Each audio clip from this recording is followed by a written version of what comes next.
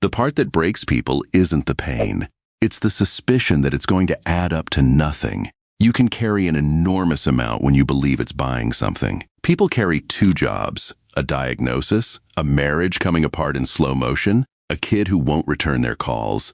And they stay upright, as long as somewhere underneath there's a quiet arithmetic running that says this is going somewhere. The night it becomes unbearable is almost never the night the pain gets worse. It's the night the arithmetic fails. It's the night you're lying there in the dark and the thought comes through clean and cold. This cost me everything, and it bought nothing. If that thought has visited you, stay with me tonight, because that's the exact thought we're going to take apart, slowly. If this channel keeps finding you at hours like this, subscribing is how you make that happen on purpose, and a like helps it reach the next person doing the same arithmetic in the same dark. So let's start where it actually starts. Not with a philosophy, with a room. The chairs are bolted together in rows of 4, upholstered in something that isn't quite fabric and isn't quite plastic, and the armrests are the wrong height for anybody's arms.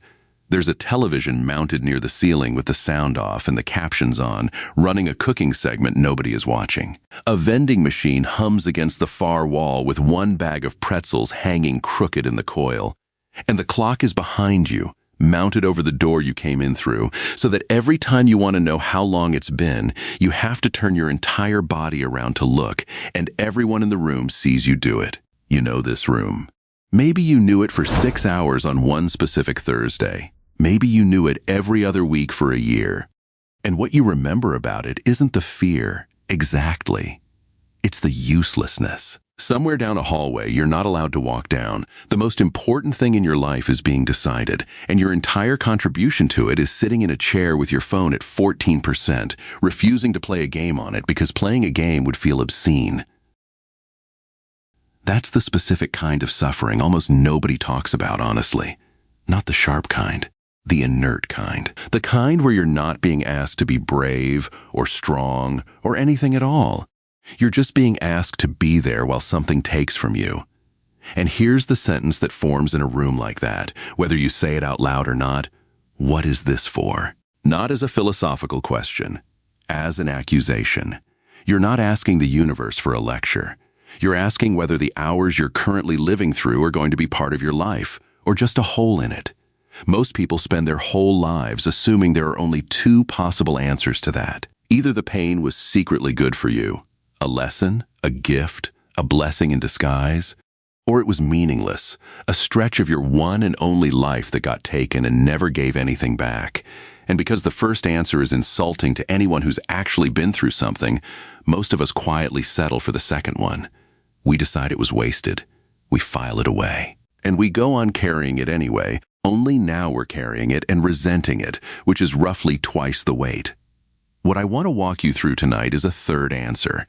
It's older than either of those, it's more honest than both, and it doesn't require you to pretend anything about what happened to you was good. It only requires you to look at where the meaning was actually located the whole time, because it was never in the pain.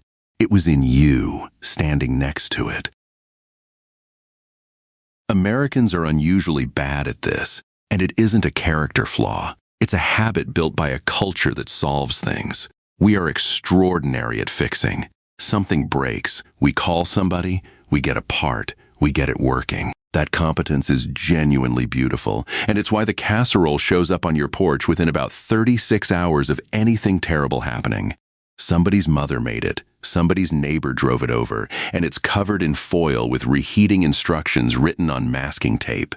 That is love, expressed by people who need love to be in action. But the same reflex that produces the casserole produces the sentences. And the sentences are where it goes wrong. Think back to the last time you were standing in a parking lot after something awful, a funeral, a diagnosis, the day the layoffs came down. And somebody who genuinely cared about you said one of them. Everything happens for a reason.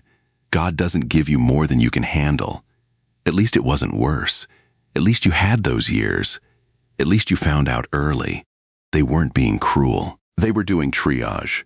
Watching another person in unfixable pain is nearly intolerable, so the mind reaches for the fastest available bandage, which is a sentence that closes the subject. Every one of those sentences is a request, made gently, that you stop bleeding in front of them.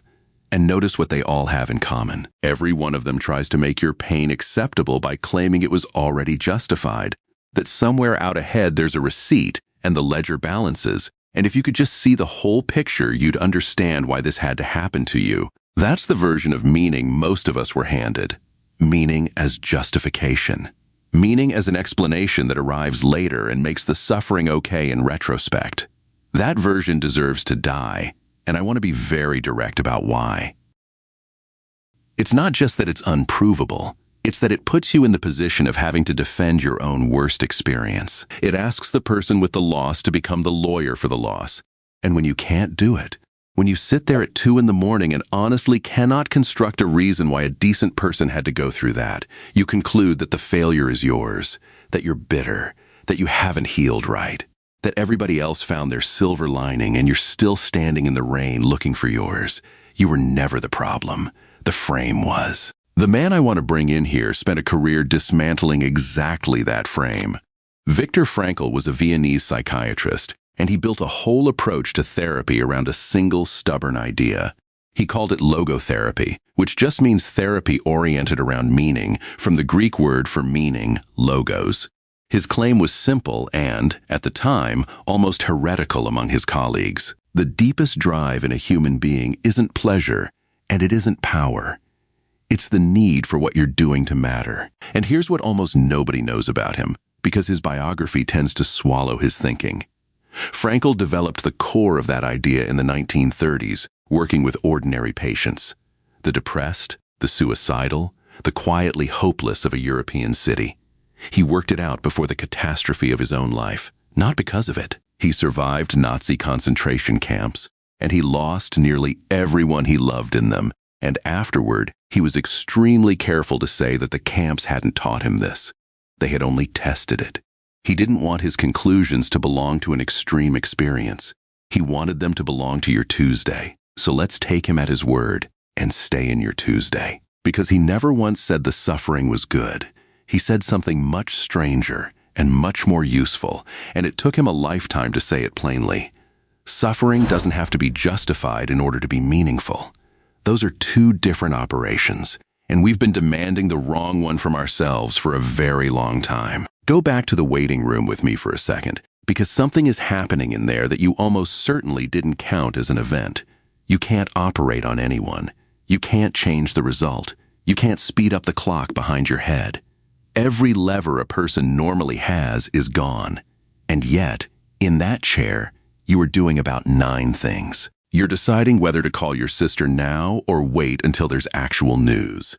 You're deciding whether to let yourself cry in a room with strangers in it. You're deciding when the older man 2 seats down starts talking to you about his wife because he can't stand the silence, whether to give him your attention or your politeness. You're deciding what kind of person is going to be sitting in that chair for the next 4 hours. None of that changes the outcome. All of it changes the room. Frankl's whole architecture rests on that observation, and he was specific about where meaning actually lives. He said a person can find it 3 ways: through what you make or do, the work, the building, the thing that exists because you existed, through who and what you love, a face, a piece of music, an afternoon that was so good it doesn't require an argument. And when both of those are taken off the table, when the situation cannot be altered by any effort of yours, there's a 3rd door that never closes, the bearing you take toward what's happening to you. He called that last one the final freedom, not because it's noble, because it's last. It's the one nobody can reach. They can take the outcome, the body, the years, the plan you had for your life, and they cannot get at how you meet it. That's not a slogan. In a room where you're powerless, it's a literal inventory of what you still own. Now, before you can use any of this, there's a piece of housekeeping that has to happen first, and I want to be honest with you about it because skipping it makes everything else sound like a poster. Most of what we suffer isn't the event, it's the commentary running on top of it, the imaginary conversations, the verdicts we hand ourselves, the rehearsal of a phone call that hasn't happened. That's a separate layer, and it can genuinely be put down. If you haven't sat with that yet, There's a reflection here on the channel called Why Nothing Outside You Can Actually Break You, and it's worth walking through after this one because it does that clearing work in detail.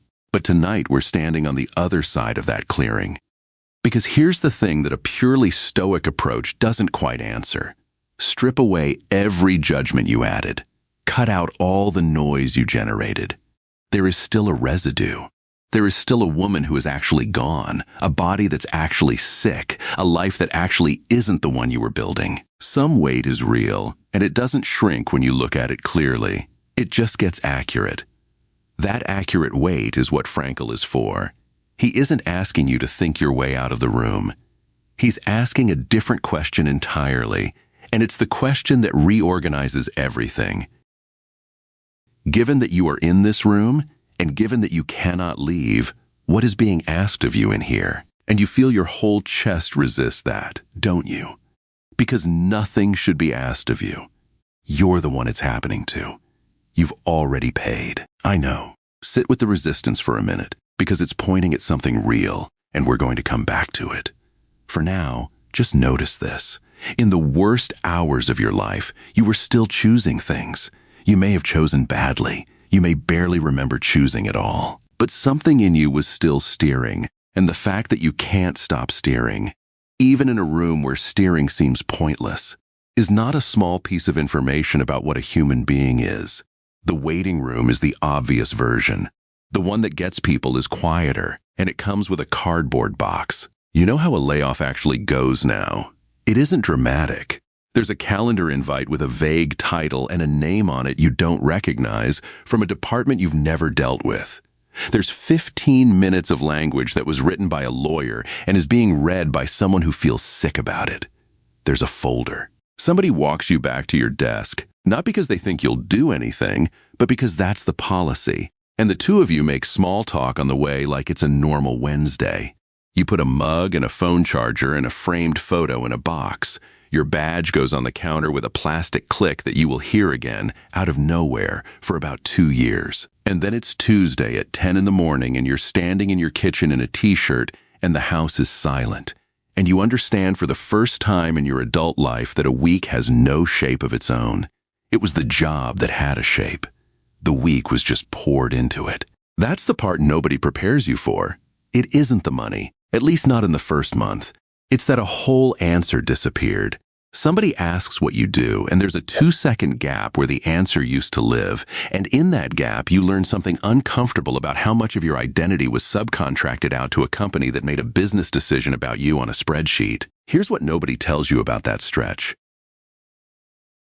The loneliness of it isn't mainly social. It's that nothing is asking anything of you. And it turns out that being needed by something, even something you complained about every single day for 9 years, was doing more work in your life than you knew. Frankl watched this in his patients constantly, and he made a move here so simple that it's easy to miss how radical it is. He said we've had the question backwards. All our lives, we ask what we expect from life, what it owes us, what it's supposed to deliver, whether it's holding up its end. And that question has no answer, which is why it eats people alive at 3 in the morning. The reversal is this. Life is what's asking. Every situation you're standing in is putting a question to you, and your answer isn't a thought. Your answer is what you actually do in it, which sounds abstract until you put it in that silent kitchen on a Tuesday. The unemployed morning is asking something. Not what's your 5-year plan. Something much smaller and much harder. Who are you going to be for the next 4 hours, while nothing rewards you for being anyone at all? Are you going to call the friend who's also out of work and doing worse than you? Are you going to be decent to your wife tonight when she asks about the search and every version of that conversation feels like an audit? Are you going to teach your kid to ride a bike on a weekday afternoon in a way you never could have when you had that job? None of that fixes the situation. All of it answers the question the situation is asking. And I want to be careful because this can curdle into a productivity lecture in about 1 sentence, and that's not what this is. Nobody's asking you to optimize your unemployment. The question isn't what you accomplished in the gap, it's who was present in it. Those are wildly different measurements, and only one of them is available to a person who's genuinely at the bottom. There's a man somewhere tonight who lost his job in March and has been getting up at 6 anyway, because he decided the shape of his day belongs to him and not to a company. Nothing in his bank account has changed. Something in him has. He couldn't explain it if you asked him. He doesn't have to. He's answering. Which brings us to the bed. I mean it literally. There is a specific day, and you know exactly the one, where you wake up and there is no argument for getting up. Not a dramatic day. A gray one. Nothing is scheduled, nothing depends on you, and the thing that hurt you is still going to be true whether you're vertical or horizontal. And on that day, some people pull the sheet up, square the corners, put the pillows where pillows go, and stand there looking at it for a second. I know how that sounds. It sounds like the smallest, most trivial thing a person could do, and there's a whole industry that has turned it into advice, which has managed to strip out everything that was ever true about it. So let me tell you what's actually happening in that moment, because it isn't discipline, and it isn't a hack. Making the bed on a pointless day is a sentence spoken in a language with no listeners. It says, this room belongs to someone. It says, whatever else got taken, the standard I hold myself to is not currently up for renegotiation. Nobody sees it. Nobody grades it. It changes nothing about your circumstances. And that is precisely the source of its power. Because an act that buys you nothing external can only have been done for internal reasons, which makes it one of the purest things a human being ever does. Dignity isn't a feeling. On the worst days, it's a set of small physical actions performed in an empty house. And there's a real mechanism here, which I'd rather name than mystify. Frankl noticed that the harder a person chases a feeling directly, the further it moves. He had a term for the correction, dereflection, which just means taking your attention off yourself and putting it on something outside you. It's the same reason you can't force yourself to fall asleep by concentrating on falling asleep, and the same reason joy shows up sideways while you're doing something else, never when you sit down and demand it. Your attention is the one genuinely spendable resource you have, and where it goes, your inner weather follows. That's what the channel means, honestly, when it talks about energy. Not a field around your body, but the atmosphere you generate and carry into rooms built out of where your attention has been living. And you know from experience that it's real. You've walked into a house and felt the argument that ended 10 minutes before you got there. You've been around someone whose attention was entirely on themselves and around someone whose attention was entirely on you, and you did not need a theory to tell the difference. So on the gray day, making the bed is not about the bed. It's the first place your attention lands that isn't the wound. If any of this is landing, if you're recognizing your own gray Tuesday in it, send this to the one person you've been worried about lately. The one who's been saying they're fine in a voice that isn't fine. Some things are easier to receive from a stranger at midnight than from someone who loves you and needs you to be okay. Now, here's where I have to complicate what I just said, because if I leave it there, it becomes a lie by omission. Small acts of dignity are not a substitute for changing your situation when your situation can be changed. Frankl was blunt about that, and I've never seen anyone quote him on it. He said that to suffer unnecessarily is not heroic. It's masochism. If the marriage can be repaired, repair it. If the job can be found, find it. If the treatment exists, take it. If the door is unlocked, walk through it. This whole path is for what's left after you've exhausted the doors. It's for the unchangeable part. And mistaking one for the other, nobly enduring something you could have fixed in a week, is a way of turning a philosophy of meaning into an excuse for staying stuck.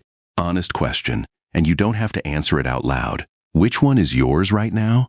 There used to be a place in every strip mall in this country where you dropped off a roll of film. You'd hand it over at the counter, between the pharmacy and the greeting cards, and they'd give you a paper envelope with a number on it, and you'd come back in an hour or a week and open the packet standing right there in the aisle because you couldn't wait to get to the car. 36 pictures and 11 of them were garbage, somebody's thumb, a blur of a birthday cake, and the whole thing depended on a rule so basic that even kids knew it.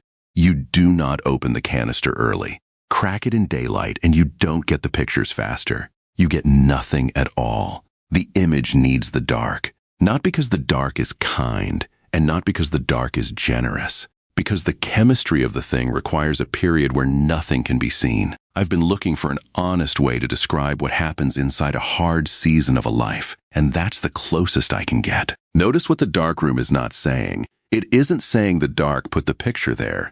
The picture was already on the film. You took it with your own hands by living.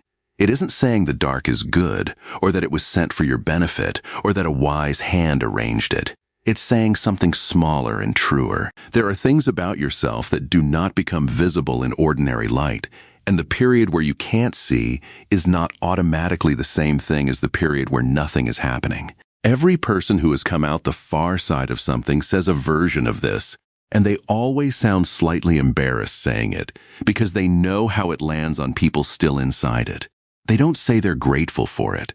Most of them would undo it in a heartbeat, and they'd trade every insight they gained to have the person back, or the health back, or the years back. What they say is stranger. They say, I know who I am now. I found out what I actually do when things go badly, and I don't have to wonder anymore. That knowledge doesn't justify anything. It doesn't balance a ledger. It's just genuinely theirs, and no one can take it, and they could not have obtained it in the light. Now here's the part that keeps this honest, and I'd rather lose you than skip it. Some roles come out blank. Suffering does not manufacture meaning. It isn't a machine where pain goes in and wisdom comes out. Plenty of people go through terrible things and come out smaller, harder, meaner, permanently frightened. And I'm not going to stand here and tell you they failed some test of the spirit. There's a wide space between what a person is dealt and what a person can do with it, and some hands are close to unplayable. Frankl never claimed everybody in those camps found meaning. He said the possibility remained available. Available is not the same as guaranteed, and any teacher who blurs those two is selling you something. So the claim is narrow, and I want you to have it in its narrow form, because the narrow form is the one that holds weight. Your pain is not automatically meaningful. It is capable of becoming meaningful through what you do while inside it, and nothing about the pain itself can prevent that. That's it. That's the whole offer. It's smaller than what the parking lot sentences promised you, and it's the first version of this that has ever survived contact with an actual bad year. If that distinction just loosened something in your chest, the difference between a pain that has to justify itself and a pain that's simply available to be used, then like this video before we go further and subscribe if you want the next one to find you. There's a person out there right now trying to force gratitude for something that doesn't deserve it. And this is the thing that lets them stop. Because there's one more turn in this, and it's the one that changes how you look at everything behind you. Here's the pattern, the whole shape of it. And once you see it, I don't think it comes apart. You've been measuring your life the way you'd measure a container. How full is it right now? What's in it today? And by that measurement, a hard year isn't just painful, it's subtraction. A year taken out of the total. 11 months in and out of a hospital is 11 months you don't get. 3 years in a marriage that ended is 3 years thrown away. The grief you carried at 34 is a hole where a life was supposed to be. That's the arithmetic from the first minute of this video. And Frankl's answer to it is the single, strangest, and most consoling idea he ever had. And almost nobody knows it, because everyone stops reading at the famous part. He said, we've been looking at time from the wrong end. We fixate on the field that hasn't been harvested yet. The future, the part still ahead, all that unlived potential. And we treat the past as the part that's gone. But the past is the only part that can't be taken. Everything you have already lived is stored, permanently, in a place no illness and no economy and no other person can reach. He talked about it like granaries after a harvest. Full barns behind you. Having been, he said, is the safest kind of being there is. Sit with what that does to the accounting. The 11 months in the hospital are not deducted. They're deposited. The way you sat in that chair, the way you kept your voice steady on the phone with your mother, the joke you made in the elevator that made a nurse laugh on the worst day of her month. Those are not provisional. They're not waiting on an outcome to become real. They happened. They're finished, and being finished is exactly what makes them permanent. Your loved one still died. That's the part I'm not going to soften. But the years with them didn't stop being real when they ended, and the way you loved them at the end is now a fact of the universe, welded into what has been, immune to revision. That's the turn. Meaning was never something waiting for you at the finish line to be applied backwards over your life like a coat of paint. It was being laid down the entire time, in real time, in the specific way you met each unrepeatable hour, including the hours you thought you were only enduring. You weren't waiting for your life to start again. You were writing in the dark and assuming the page was blank, and you were never alone on that page. Every human being who has ever lived, the ones in the caves, the ones on the ships, the ones in the farmhouses 200 winters ago burying children with no medicine and no explanation, walked this same edge and had to decide the same thing you're deciding without any guarantee in far worse light. That's not a comfort exactly. It's a lineage, and you're standing in it. So the question the waiting room was asking you, the one that felt like an insult, what is being asked of you in here, was never a demand that you perform. It was a notification that you were still on the record, that the hours counted even when nothing about them felt like it counted, that you had not, in fact, been removed from your own life and placed in a waiting area outside of it. You were in it. That was it. That was your life, happening, in a chair, under a television with the sound off. There's a way you find out that all of this is true, and it doesn't come from thinking about it. It comes on a night about 4 years later, when somebody you barely know is falling apart in front of you over the exact thing that once took you down. Maybe it's a folding chair in a church basement with the bad coffee and the acoustic ceiling tiles. Maybe it's a coworker who follows you out to the parking lot because she heard, somehow, that you went through this, and she can't ask anyone else. Maybe it's your brother-in-law at 11 at night at your kitchen table, and he's got his hands around a glass and he isn't drinking from it. And here's what happens. You don't flinch. That's the whole thing. That's the entire inheritance. Everyone else in that person's life is flinching, going pale, changing the subject, offering the casserole sentences, doing that thing where their eyes slide off to the left because the situation is too big for the vocabulary they have, and you just sit there, steady, because you've been in this room before, and it doesn't frighten you the way it frightens people who've only heard about it. You know which platitude to skip. You know that the first 2 weeks aren't the hard part. You know they're going to have a stretch around the 5th month where everyone stops asking, and you know to text them then. You know that the question they're most ashamed of, the one they haven't said out loud, is probably whether they're a bad person for feeling relieved about some part of it. And you can say, plainly, in an ordinary voice, yeah, that's normal. That happened to me too. Watch what that does to somebody's face. That's not therapy. That's not advice. That's a human being learning they're not a monster and not alone in about 4 seconds from someone who has the standing to say it. Now, I want to say this precisely because there's a sentimental version of it that I don't believe and won't sell you. Your suffering did not happen so that you could help this person. Nothing was arranged. The universe did not put you through a divorce as vocational training. What happened is that you converted it. Afterwards, by choosing to turn towards someone instead of away, you took a thing that was done to you without your consent and made it into the one thing in the room that has any use. That's not fate. That's an act performed by you years later at a kitchen table. And that act is where the sensitivity you've been apologizing for your entire life finally shows up as what it always was. Because you're one of those people, aren't you? The one who feels the temperature of a room from the doorway. Who's been told they're too much, or too quiet, or that they think about things too hard. Who got called dramatic for grieving on a normal schedule. Every bit of that supposed excess is precisely what makes you the one people come to when their world falls in. The nervous system that made your pain louder is the same nervous system that lets you sit inside somebody else's without needing them to be okay yet. That was never a defect. It was a cost, paid up front on an ability you hadn't been shown a use for. Send this to the person who does that for everybody else and has nobody doing it for them. The strong one. The one who organized the funeral and hasn't cried yet. They should hear that what they carry has a name and a use and isn't wasted. Let me tell you what this actually looks like on an ordinary weekday, years out, because I don't want to leave you with a triumph. Triumphs aren't how it goes.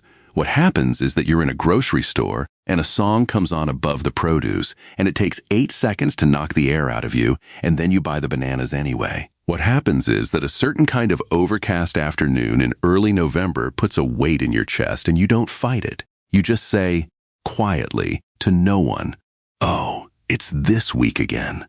What happens is that the smell of hospital hand sanitizer will always be a door that opens straight into a specific year of your life, and you'll never get to close it.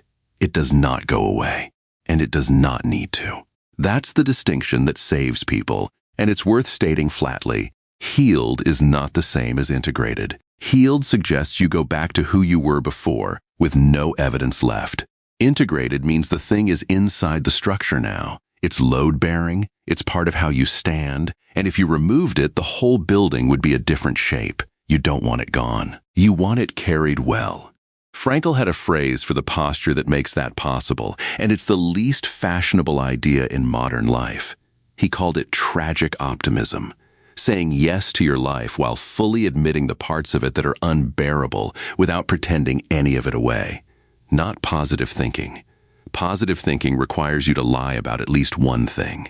This requires you to lie about nothing at all and choose anyway. That's the difference between the person who's bitter and the person who's deep, and it's the only difference. They've been through comparable things. One of them is still filing an appeal against reality, still arguing with what happened, requiring the universe to admit it was wrong before they'll consent to live. The other one stopped requiring the admission.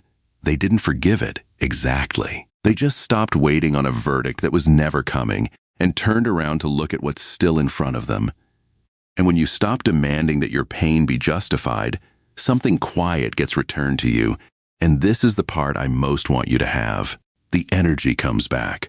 All the effort you were spending on the case, the internal rehearsal, the defense, the resentment maintenance, the endless project of explaining why this shouldn't have happened to you, is enormous.